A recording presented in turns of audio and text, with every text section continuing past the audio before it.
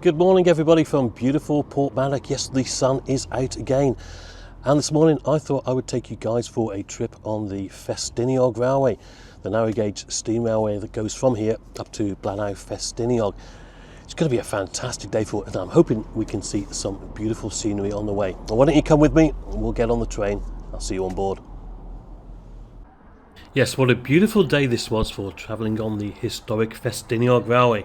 Our train today would be Merthin Emrys, named after a 6th century Welsh poet.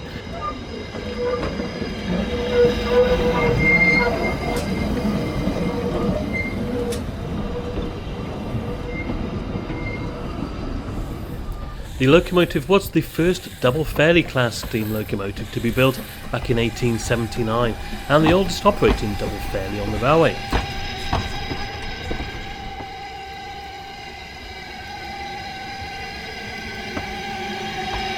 Having made its way into the station with its rake of coaches, the locomotive then runs back to take its place at the opposite end of the train, ready to haul us up to Blaenau on this service, which, as the nameplate says, is called Mountain Spirit.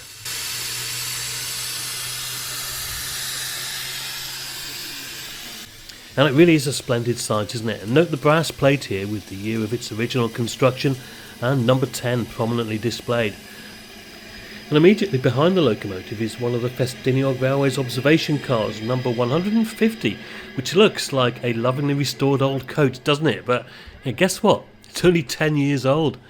I'll talk a little bit about my experience with these observation cars in a short while, but needless to say, they are extremely popular. And there's one at the other end too. Between both these carriages we have our standard or third class seating. I boarded through the first class door of the observation car at the rear as I wanted to have a quick look at the interior. They are very smart, aren't they? And laid out in a 1-1 seating configuration, or table seating as you can see. Right at the back are the best seats in the house.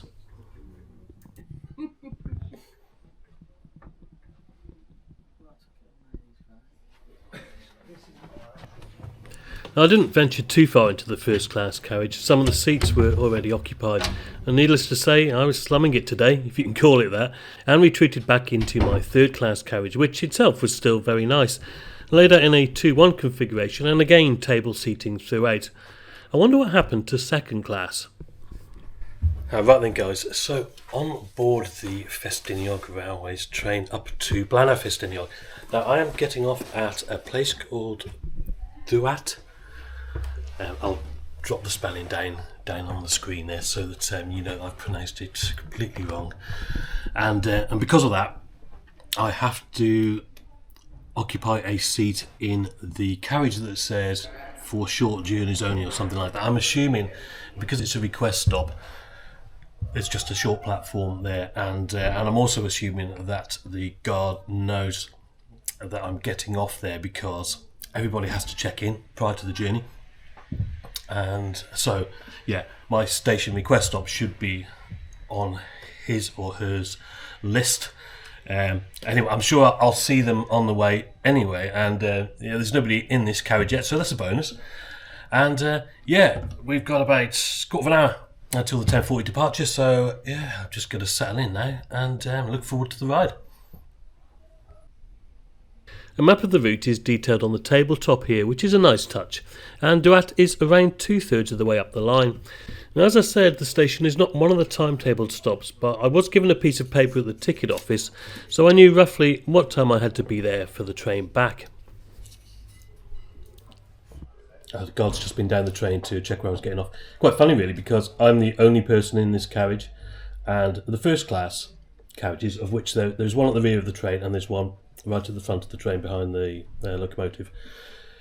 They're absolutely rammed, and they're very nice. So the first class is very nice. I remember a few years back travelling in first class, and I was sat right at the back because they're like observation cars as well, so there's like a big window at the back, brilliant views.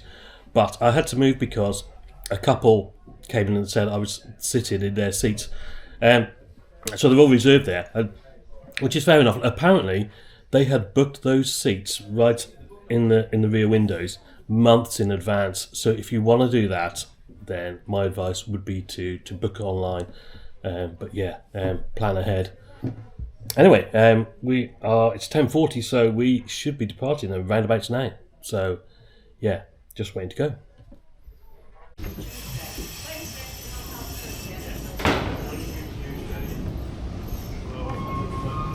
See you later. Bye. Okay. Thank you.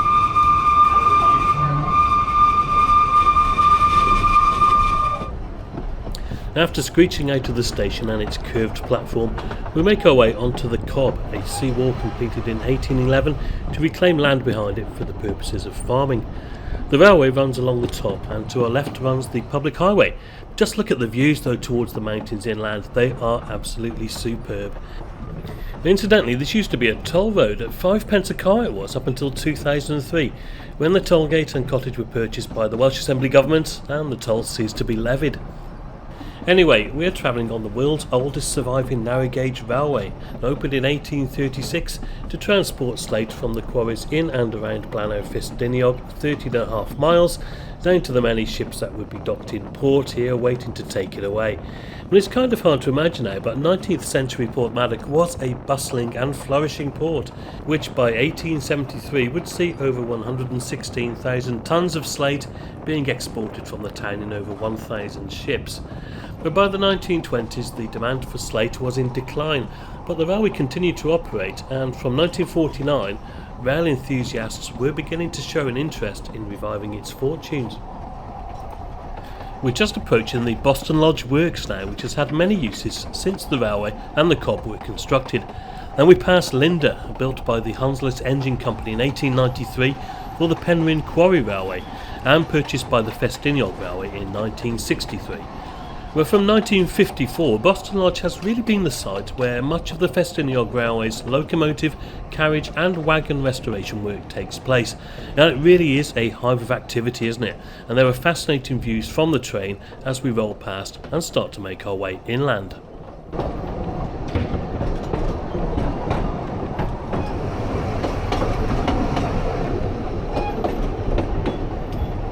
Passing Boston Lodge Halt here, opened in 1928, we cross the road and there are wonderful views back towards the Cobb and the Avon Glaslyn. Whilst there was nobody else in the carriage, I thought it was a good time to have a proper look at the interior, and doesn't it look smart? And like the observation cars, it looks old, but carriage 108 only entered service in 2013, would you believe? The wooden seats are padded with the FR moquette denoting it belongs to the Ffestiniog Railway. Padding is sufficient for a journey of this length, and the railway crest between the seats here is a nice touch. The tables, as I showed earlier, have a map of the route on them, which is quite handy. There is provision for people with mobility issues in this carriage, and these seats are labelled accordingly, and you will note that these tables are hinged to enable better access. They're just like some modern trains really. There are no airline style seats, they all face each other. A legroom, well, it was okay at the time of my visit, but it could be a bit tight when the train's busy in the summer. All in all though, very plush, and don't forget, this is third class. Passing some sidings on our left here, we're coming up to Minforth, which is a very handy station if you're travelling to the Welsh coast on the Cambrian line. You see, Minforth is also a station on the National Rail Network, albeit it's a separate station in itself, but as you will see here, we cross the single-track Cambrian line at this point, and you can just make out the single platform and station signage below. There are also standard signs here on the roadside as we come into our station, a much grander affair, I think you'll agree. Constructed in 1836, these buildings here date from 1887. There is also a volunteers hostel providing accommodation for those working on the railway, and I want to give a big shout out here to all these volunteers without whom these heritage railways simply wouldn't exist. I'll pop a link to the Ffestiniog Railway Society's website in the description below if you're interested in volunteering or supporting the railway in other ways. So we've got permission to proceed up the line, and I would still enjoy my own private carriage at this point. As I said earlier, I think this was mainly because everybody else was either going all the way to Ffestiniog or getting off at the scheduled stops along the way. Penrhyn station here opened in 1865. It's another lovely station and the site of the other volunteers hostel. It is just past the station that we cross the road by means of the line's only remaining gated and staffed level crossing.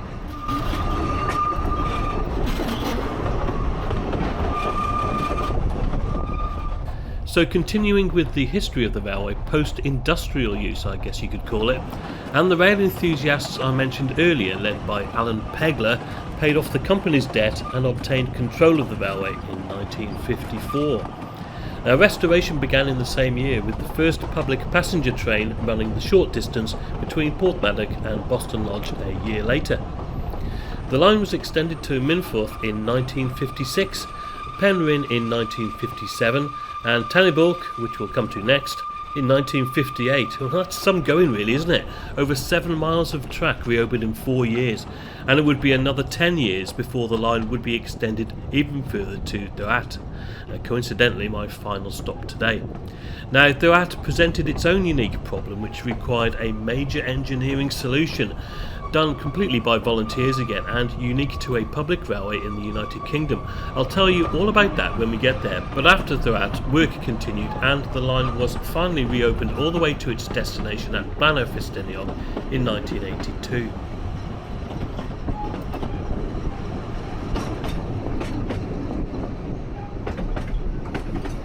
So about 40 minutes into the journey, and here we are at Tan-y-Bwlch, originally opened in 1873. And it's quite an extensive site this, and because of all the work that was going on at Dduallt, it was effectively the line's terminus between 1958 and 1968. Well, it's still the line's main station for the upper part of the section, and you'll see in a minute there's not much going on at Dduallt. There were quite a few people getting on and off here, and one of the main reasons for that is the area really, which is surrounded by woodland, and there are nature trails through the trees leading to such places as Ffestiniog, as well as a children's play area at the station itself. After a 10-minute stop, we're soon on our way again, passing the restored waiting room here, which also houses a heritage display, and note the clock above the door telling the correct time. And then the water tank, which was completed relatively recently in the early 1990s. And if you look closely, you will see tributes on the side to prominent members of the railway that have passed away, including Alan Pegler that I mentioned earlier.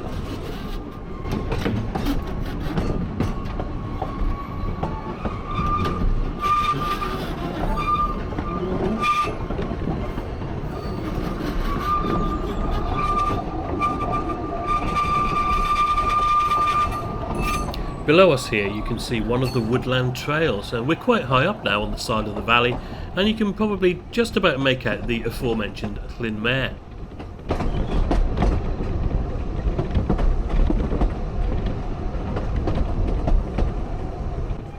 But it does feel like we're travelling through some quite remote terrain now, and around half a mile east of Tan-y-Bwlch we're approaching Garneth Tunnel, built in 1851. And I had time to retreat inside the carriage for me. As the sign says, the tunnel has zero clearance, but yeah, I don't really think it's a good idea to be sticking your head out of carriage windows in any tunnel situation really. It's about 180 feet long, the tunnel that is, not my head. And we emerge out of the other side, and yeah, it definitely feels more mountainous now, and it's not surprising really, as we've climbed over 434 feet above sea level at this point. And there are just 2 halts now between my final destination, the first of which can't even really be described as that. Tan-y-Bwlch Cottage, which we're passing here, is a private house originally built for the inspector of the line. Half a mile from the nearest road, it has its own private platform apparently, and is these days, unsurprisingly, a holiday let. And the second halt is known as Campbell's Platform, which we're just coming up to on the right, when it has a kind of a shelter and a bench. This was only opened in 1965 to serve Place y Dduallt, a manor house owned by Colonel Andrew Campbell. Like the cottage, it's a private halt. I don't think you can alight here unless you're staying or visiting the house. Official advice is to check with the railway.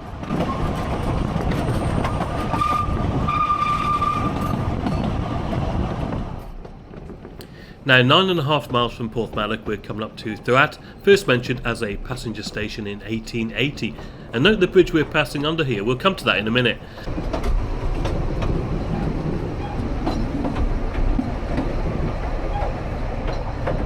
We pass some manually operated points leading off to some sidings which are just further on from the platform.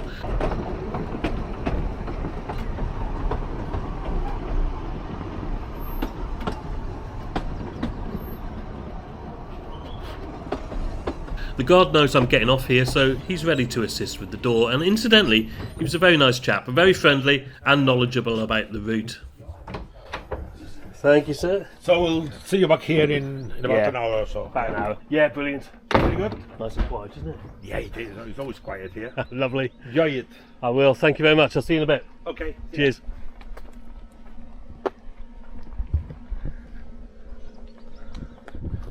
Wow, throughout, and yeah, like the man said, it's always quiet here by the sounds of it, and only me getting off. Although the train's reasonably busy, but yeah, I think it's a nice place to get off actually, and hopefully there should be a little bit of walking around to do as well. Got about an hour, and then the train will be coming back. Now, interestingly, and one of the reasons why I got off here is because the train it'll disappear now, and then you'll see it coming back around and over itself over that bridge there. So let's watch that, and then we're going to go for a little walk.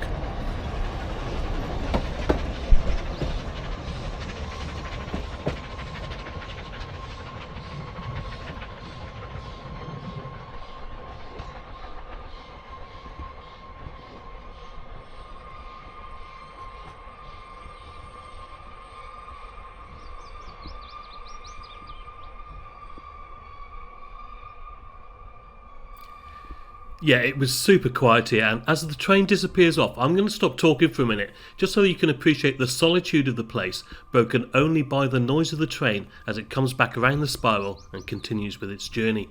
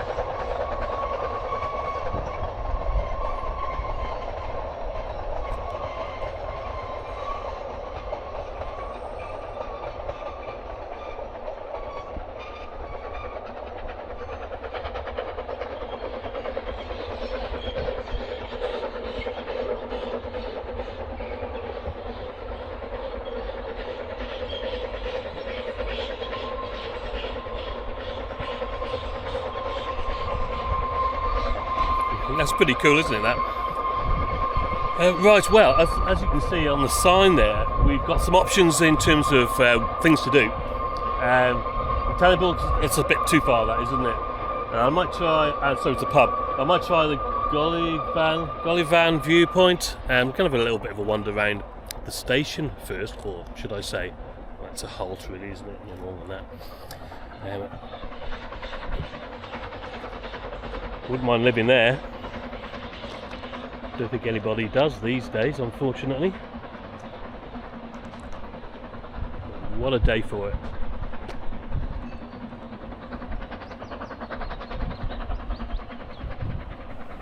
Well, the cottage I later discovered is called Rosslyn Cottage, which was privately owned until bought by the Ffestiniog in 2005. I'm not sure what they're going to do with it. It was all boarded up when I was there. There are no roads to the station. It can only be reached by train or public footpath. Fantastic. Right then, guys, so the Gollyvan viewpoint, here we go. We're crossing a line. I'm not going to worry too much about that.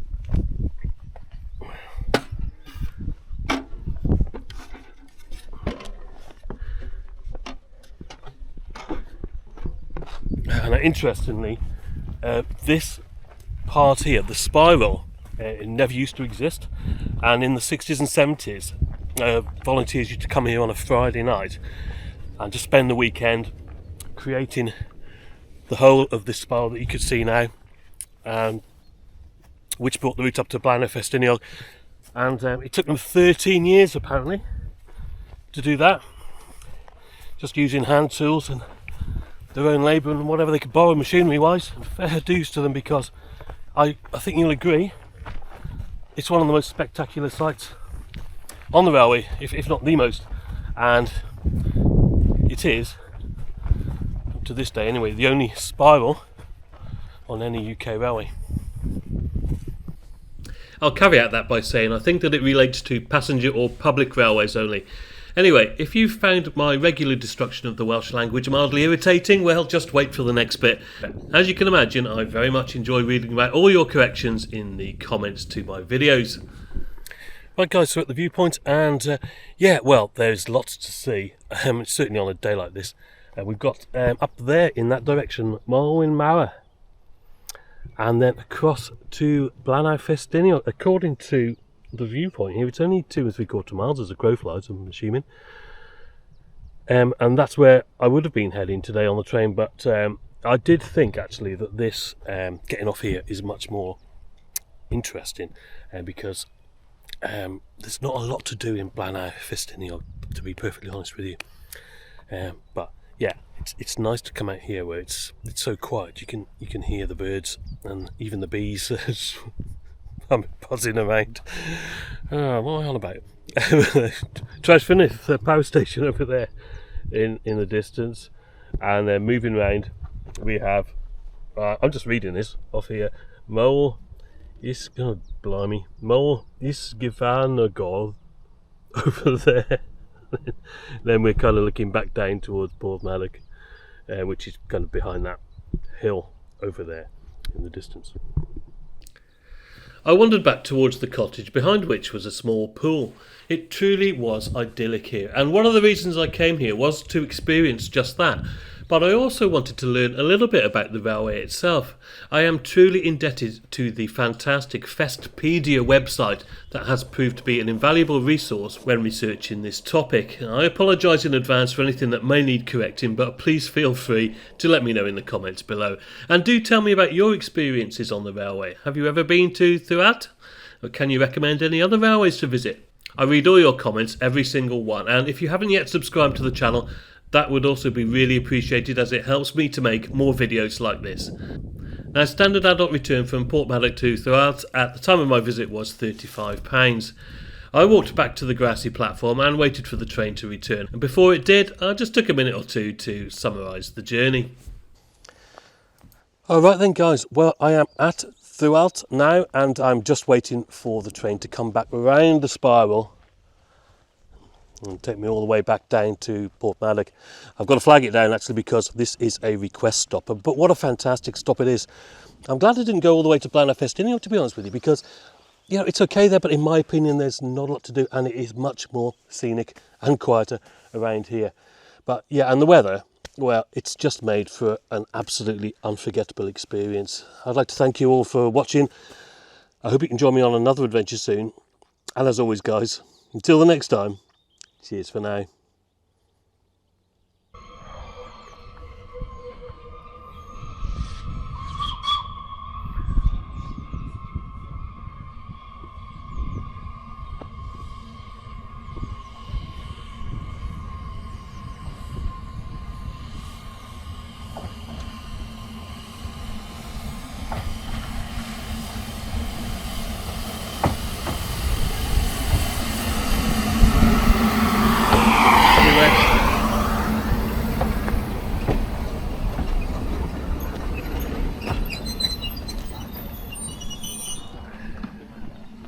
There you are. Lovely that was. The most peaceful hour I've spent for a long time. Cheers mate. All right.